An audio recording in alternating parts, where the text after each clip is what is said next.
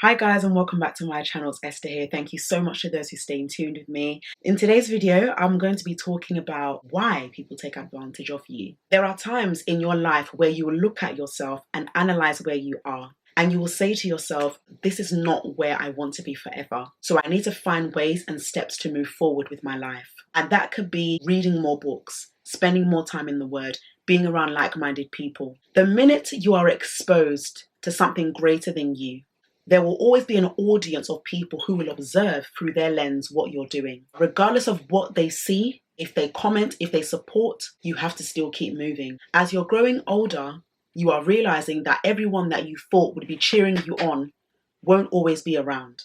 And that's not a bad thing. There are times where people need to leave your life for you to excel. Think about it this way. Progress is painful, and so is growth. So as you're growing, you have to understand that not only does it take time, but it takes sacrifice and it takes wisdom. As you're building, people will want to try and find a way to grab the advantages of what you're building. It could be a project. It could be collaborating with a big brand. When people see you working with great influencers, you will see people that don't even speak to you or haven't spoken to you for a long time try and come into your life gradually. Why? Because they want what you have. They see success in you. Remember, I spoke about growth being slow, and anything that is rushed will break. When you're building, you have to take it easy and take time to understand why you're building. What are the objectives as to why you're building this project? What solution is your project going to provide for those out there? When you're building, you are not just building for yourself, you're building for generations to come. This is where people taking advantage come in. When you're building, you will not see a lot of people. They're not sharing what they have in them because they don't feel that it's up to society's standards. I don't have a lot of followers. I don't have 50,000 followers. I don't have 1 million followers. I've only got 100. So what is the point of me putting myself out there? We're not looking for the number of followers you have. We have got 365 days / 366 days in a year / leap year. And in those 365 / 366 days you have, how many people are being influenced by you? How many people are being inspired by you? Or are they just seeing your face? People take advantage because they don't see worth in themselves. All they see is your glory, but they never want to know your story. As you're building and God is gradually exposing you to great people and great opportunities, you will see people that you thought they were with you gently slide away because they can't take the pressure of you excelling. And perhaps they haven't been in a place where they've discovered what they have been called to do. And this is why it is very important to never find identity in people, because once someone is going up, you want to go up with them. But the minute they go down, you're not there to be found. When you have the right connections, you will see people come into your life and try to find out, oh, how did you get that connection? When you tell them your plans, be prepared that at some point, they probably will leave you in a heartbeat. And this is to warn you. It's not everything that you build that needs to be seen. There are things that you build that needs to be in silence for it to be protected, because you don't know how many people can handle where you're going. So there really is no point of you trying to make people understand your vision. If people don't understand your vision, it's not for them. Your audience is not everybody else's audience. Someone may have a platform of 50,000 people. Your platform could just be 100, but don't underestimate that 100. When you think about people and numbers, we think numbers determine success. Numbers doesn't always determine success. Numbers are great for several reasons, but they don't determine success. I remember speaking to a friend recently, and we were just talking about the fact that great people who see greatness always focus on great people, which is common sense. But how about those who don't have the following, but have great influence? How about those who have so much talent in them, but they're so fearful that they feel like no one will support them? And people of influence, people of greatness will undermine and underestimate those who don't have exposure. When God comes in now and he exposes the person that you've looked down on, you will have the cheek to say, oh, do you remember me? I don't remember you, love. I believe when people don't remember you in your struggle, it is an opportunity for them to learn and humble themselves and say, wow, I shouldn't have underestimated this person. We all can underestimate people. Even up till now, we are still looking down on people and thinking, how far are they going to go? On the other hand, but she doesn't need any help. She's got her business, she's got her books, she's got her hairline, she's got her clothing line. What kind of support can I help her with? You never know what someone who you think is aiming higher is going through. That person may be excelling, but they might be lonely. Success can bring about loneliness. Why? Because when you are in your own self, your own feelings, your own emotions, you can't see clear. Your mind is cluttered, your vision is blocked because you're thinking, I don't want to help this person because if I help the person, who's going to help me? When you take your eyes off yourself and help someone else, you will see that you will go further than where you originally was. Our generation is all about, watch me, get this, buy this, do this, follow me. But are we following you to be influenced, or are we following you just to boost the ego? I'm not saying that asking people to follow you is bad, but what is the intention and the motive? What are you going to give to your people who are following you? If you have the numbers, but there's no impact, it is useless. And it really hurts my heart that there are many great women and men in our world today who are hiding. Influencers only want to work with influencers. I'm not against that. But why don't those who are high in authority humble themselves and speak to those who are trying to get there? Think about the generations that you want to build. You are not going to be an influencer forever. One day you're going to leave this earth. And you will need to pass your influence, your authority to someone else who is also looking for a way to bring about their purpose, to bring about their story, to bring about what they've been called to do. You don't have to hide people for your fear of insecurity. The minute you try to take advantage of people, God will use everything to backfire and lift that person up. When you're building, no one wants to be in the process. For example, you want to have an event, but you don't know how to go about it. So you speak to people who can help you promote your event. Hi sis, hi bro. I'll be having an event in May, and I just wanted to ask you if you can help me to promote it on your social media platforms. Would that be okay? Yeah, sure, I'll do it for you. Send it through. Ending of April comes. Oh, hi sis, and my event's in May. Is it okay if you can promote it for me? Yeah, don't worry, I'll do it when I get back from work. May comes, the day of your event. And it's done. Oh my gosh, I saw your event on TV. That is amazing. How did it go? Tell me about it. Let's meet up. What are you talking about? Your event. Oh, the event I had in May. The one that I told you to help me promote, but you didn't. Yeah. It's so funny how people will say they're going to be there for you, but they've just failed. And integrity is very important. People will tag along with you when you are doing well. If people don't support you, don't worry about it. Your purpose is not here to please people. If you think that people are going to always support what you do, then you're not ready to go to the next level. If you can't handle people taking advantage of you now at your early stages, be prepared for it when you get to the top. I know a lot of people want to talk about how to make money fast, how to be an influencer, how to be big in the game. But before you can be all these things, do you know it involves a form of suffering? Do you know it involves a form of pain? Do you know it involves a form of delay? If you give up on your dream and your purpose because it's hard, then it wasn't worth you starting in the first place. As you're building, there will be bumps. There will be pitfalls, there will be curves that you will have to go round. There will be people that you need to leave behind. Not everybody is your audience and they're not meant to be. It will be too much for you to handle. I honor people who are in authority. They were able to fight through the conflict. They were able to fight through the depression. They were able to fight through the stress. They were able to fight through people that would look down on them. And look where they are today because they never gave up. People that never give up always gets the prize. I want to talk to you about two stories in the Bible. The first one is in Judges chapter 12, verses 1 to 4. And the second one is 1 Samuel chapter 1. I'm going to start with Judges chapter 12, verses 1 to 4. It reads, "The men of Ephraim called out their forces, crossed over to Zaphon, and said to Jephthah, 'Why did you go to fight the Ammonites without calling us to go with you? We are going to burn down your house over your head.' Jephthah answered, 'I and my people were engaged in a great struggle with the Ammonites, and although I called, you didn't save me out of their hands. Verses 3.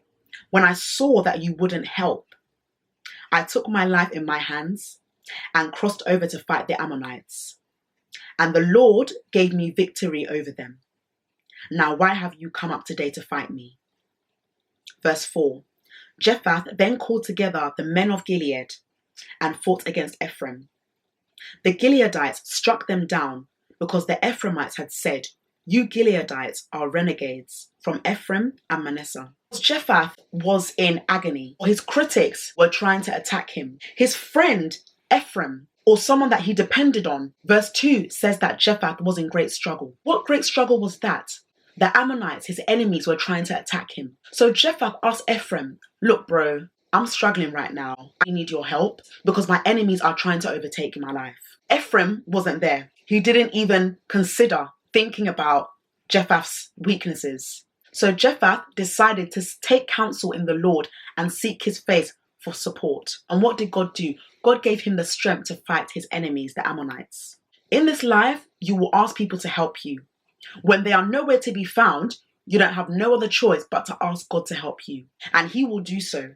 The minute he helps you, the critics will come to you and say, "Why didn't you ask me for help?" The word of God in Judges chapter 12 rightly states that Jephthah asked Ephraim for help and Ephraim didn't help. The minute God gave Jephthah the support, he now became his enemy.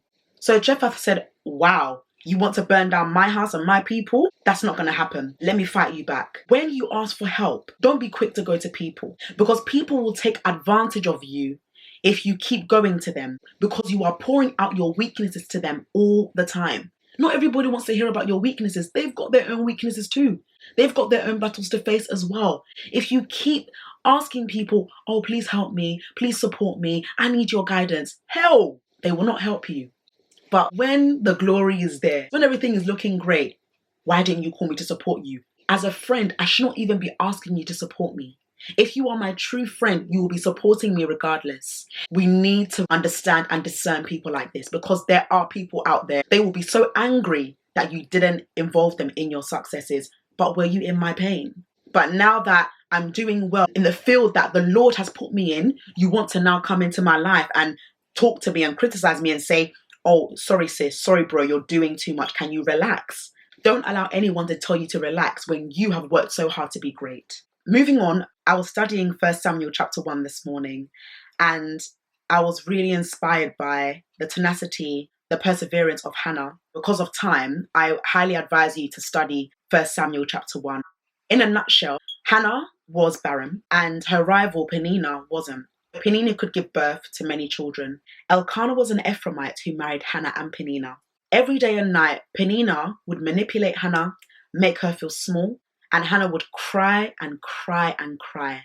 And these are the people in your life that you need to be aware of. I wouldn't want to use the word insecure on Hannah, but at the time, when you're in deep distress, all you can do is cry. What inspired me about Hannah is that she sought the face of the Lord through prayer.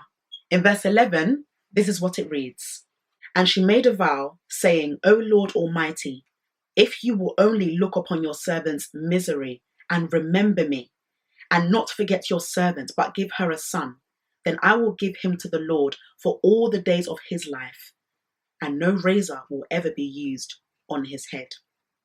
And then moving on to verses 19, it says, "Early the next morning they rose and worshipped the Lord." This is Elkanah and Hannah.